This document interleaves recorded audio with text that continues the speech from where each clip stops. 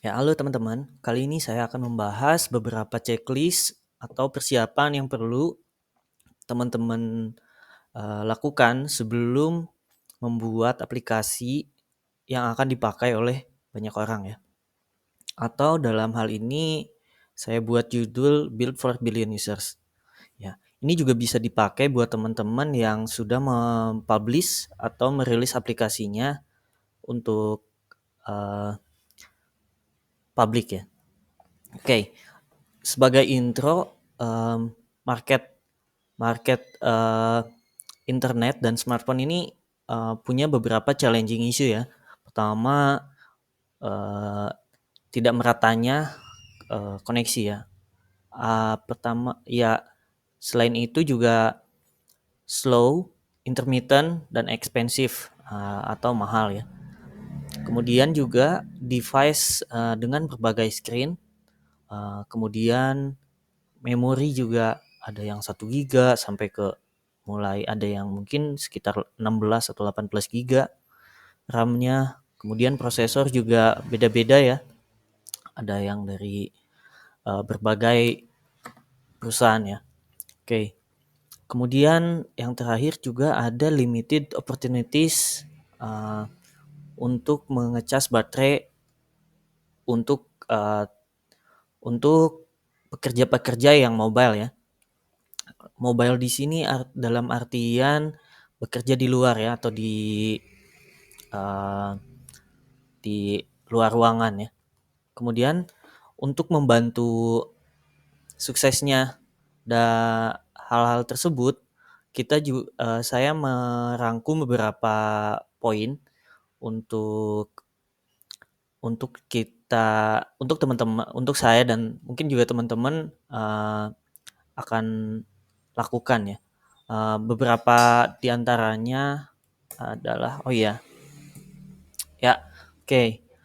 Pertama, saya sekarang bekerja di mengerjakan aplikasi Merdeka Mengajar.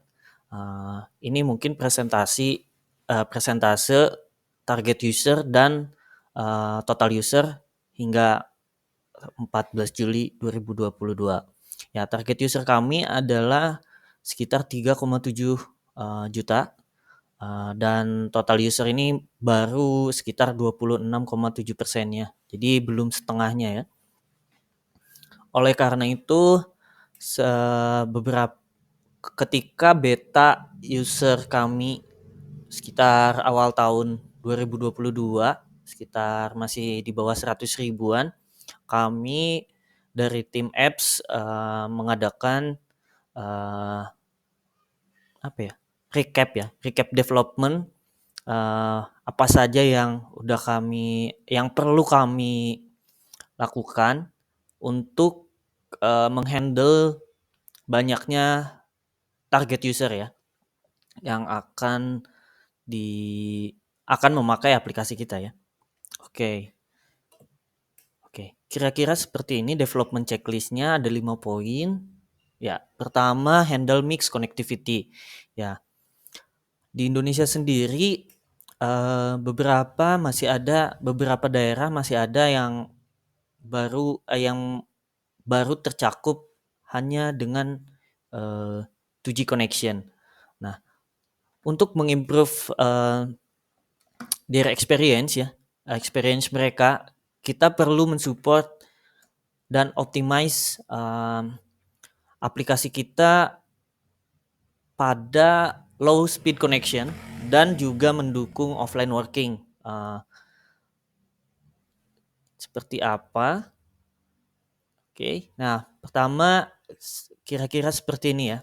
Ketika koneksinya tidak memungkinkan atau koneksinya offline, kita sebagai contoh ya, ini aplikasinya sebagai contoh di Google, misalkan aplikasi Google Search ini munculin logo airplane mode ketika ketika device-nya dalam keadaan airplane mode. Begitupun ketika datanya offline. Kemudian ketika loading ini memunculkan semacam shimmer ya atau loading view gitu. Oke. Ya, kedua kita melakukan optimize image. Nah, serve WebP image, kemudian dynamic size image, dan kemudian use image loading libraries. Nah, ini hampir semuanya udah kami lakukan. Kemudian ada juga teknik lainnya yang dilakukan adalah menambahkan atau menyimpan image-image dengan ukuran besar ke CDN ya. Ada suatu server khusus untuk aset-aset yang ukurannya lumayan besar. Oke, selanjutnya adalah optimize network. Nah, membuat aplikasi usable ketika offline. Nah, di sini mungkin nggak harus semuanya ya. Mungkin cuma dari kami sekarang menggunakan cache data ya di poin kedua. Kemudian deduplicate network request. Nah, deduplicate network request ini apa? Itu adalah suatu metode yang memunculkan data dari cache terlebih dahulu sebelum mengcompare datanya dari networks. Jadi ketika aplikasi loading itu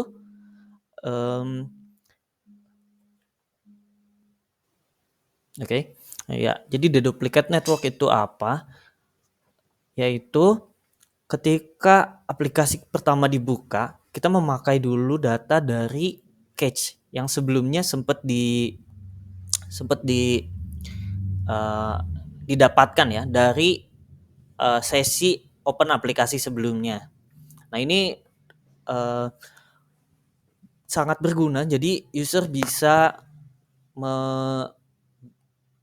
tahu aplikasi kita responsif gitu ya. Kira-kira seperti itu. Oke, improve data transfer. Nah, ini untuk improve data transfer, usahakan pakai bandwidth yang sangat sedikit dan berjalan di slower connection ya. Kemudian prioritize bandwidth. Nah, mungkin ini bisa juga pakai semacam work manager. Jadi memakai prioritas, mengatur prioritas mana yang high priority, kemudian medium, dan kemudian slow. Kemudian detect network change. Ketika si network berubah, misal dari mobile connection ke WiFi, kemudian menjadi offline. Nah, itu usahakan ada semacam interaksi lah ya, atau ada update ya ke usernya seperti contoh yang sebelumnya. Oke. Kemudian device capability. Nah, di sini user supporting an increasing variety Android platform, yang mana user itu kan beda-beda ya. Ada yang punya RAM device high end, medium ataupun low end ya.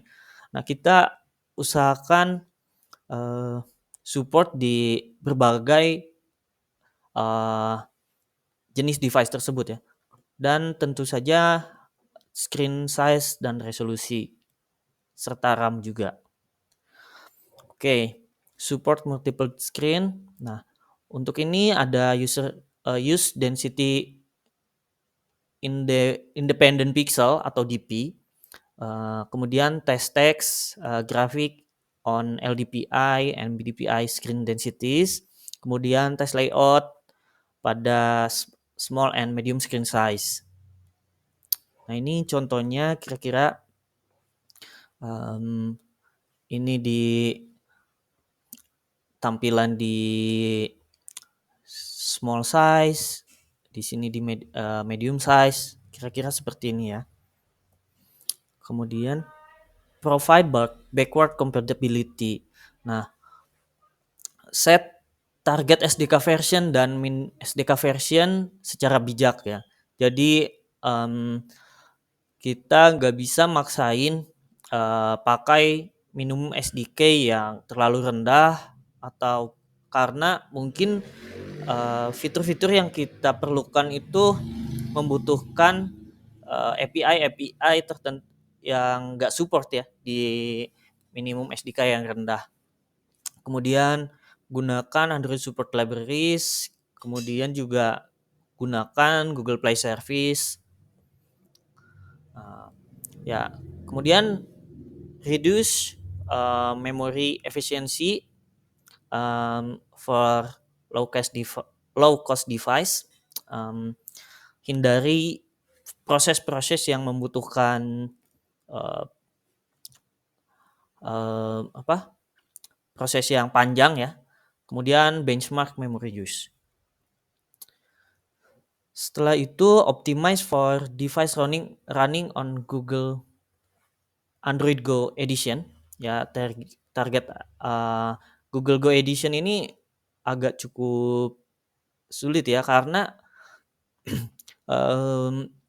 sangat dengan device ini termasuk ke dalam device yang low end ya, dengan RAM sekitar kurang dari sama dengan 1 giga. Kemudian kita perlu mendisable beberapa fitur, misalkan contohnya picture in picture, terus app size harus kurang dari 40 mega, kemudian juga startup time minimal under 5 detik, dan lain-lain ya. Kemudian untuk mengenable di Google Go Edition, Android Go Edition, ini teman-teman perlu menambahkan usage feature Android name hardware RAM.low, requirednya jadi true. Oke, kemudian selanjutnya adalah data cost. Data plan di beberapa negara itu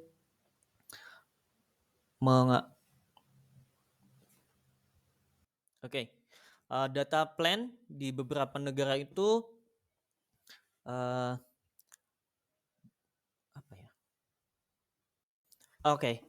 data plan di beberapa negara tuh berkisar sekitar bisa jadi sekitar 10% dari monthly income ya. Itu artinya kita perlu minimize apps download size, kemudian juga hindari konten-konten yang memakan bandwidth yang besar, kemudian minimize download size. Itu akan membantu juga kepada internal storage. Kemudian apa saja langkah-langkah yang perlu diambil untuk improve data cost. Pertama adalah reduce app size, reduce APK size, graphical assets, reduce code size, enable ProGuard, minify, shrink resource. Kemudian allow app to be moved to external storage. Kemudian ada juga reduce post install, APK disuse, minimize resource from library, karena ketika library yang dipakai terlalu banyak, itu mungkin bisa juga menambah APK size. Reuse resource, kemudian use Android app bundles. Nah, ini bisa mengurangi install size juga ya ketika download dari Play Store. Don't include all language, remove unused resource. Nah, ini contohnya kita perlu transparan terkait data consumption. Nah, misal nih untuk ada settingan download only on WiFi gitu ya. Nah, ketika user menggunakan mobile data, paket data di HP-nya. Nah, ini perlu teman-teman munculkan seperti ini. Misal ketika mau ngedownload image ini ukurannya 24 mega gitu. Kemudian ini ada contoh lain offline maps. Ini maps bakalan ke-update hanya ketika menggunakan WiFi only ya. Nah, ini misalkan download areanya seperti ini akan membutuhkan 150 mega dan membutuhkan 150 mega dan perlu diperhatikan juga terkait storage-nya ya. Nah, ini offer configurable network use, provide onboarding experience for user network choice, kemudian provide network preference screen, be transparent about data consumption. Ini kayaknya kebalik ya. Ini provide flexible option that allow user to customize their feature correspondent to how much data they consume. Nah, ini hampir sama juga ya kayak yang tadi. Ketika contohnya kayak YouTube Premium ini kalau misalkan high quality ini akan ini 720p berapa harusnya ada berapa ini ada berapa mega yang akan ke-download. Kemudian ini data alerts ya. Di sebelah kiri ini ada data alerts-nya ketika 500 mega ada alerts-nya dan lain-lain ya. Kemudian yang nggak kalah penting adalah baterai consumption. Ini akses reliable power supply and outage can disrupt plant charge. Nah, ini dari proses-proses yang memakan baterai, membutuhkan baterai dan avoiding wake locks, scheduling tasks dan sensor request. Nah, ini langkah-langkah yang perlu dilakukan adalah minimize activity in the background ya. When running on battery power, sensor seperti GPS itu bakalan membuat boros baterai ya, memakan consumption baterai yang cukup banyak ya. Ya sarannya adalah memakai work manager, kemudian scheduling the tasks, biarkan sistem melakukan batch operation. Kemudian juga perlu diperhatikan terkait benchmark battery use. Nah, terakhir adalah UI and content. Make sure the app offer interactive and respond quickly if input. Jadi jangan sampai ketika scroll itu lama ya, kayak nge-lag gitu ya. Nah, contohnya seperti apa? Ya, ini yang perlu dilakukan. Touch feedback, kayak misalkan klik itu ada feedbacknya ya, kayak hover atau apa gitu ya. UI should always be interactive, target 60 frame per second on low cost device. Use launch screen on slow to start apps. Oke. Use interface best practice. Gunakan material design, kemudian ready to use material design komponen, support from Android 2.1 atau API level 7. Localization, support different language, keep language simple ya. Nah, ini contoh-contohnya yang do itu di bagian yang hijau dan yang don't do di bagian yang merah ya, ditandai dengan merah. Oke, ini kira-kira tech-stack yang kami gunakan di Merdeka Mengajar ya. Nama Android kita pakai Kotlin, terus pakai beberapa service dari Firebase. Untuk push notification kita pakai OneSignal, dan untuk analytics kita pakai Firebase yang dikonekkan juga ke BigQuery, dan ada juga YouTube API dipakai untuk YouTube player dan sebagian data dari aplikasi ada juga yang dari YouTube API. Kemudian ML Kit ini baru dipasang di versi paling baru, mungkin rilis beberapa minggu ke depan. Ini kemudian ada Espresso, Robo Electric dan Cucumber untuk unit test dan automation test.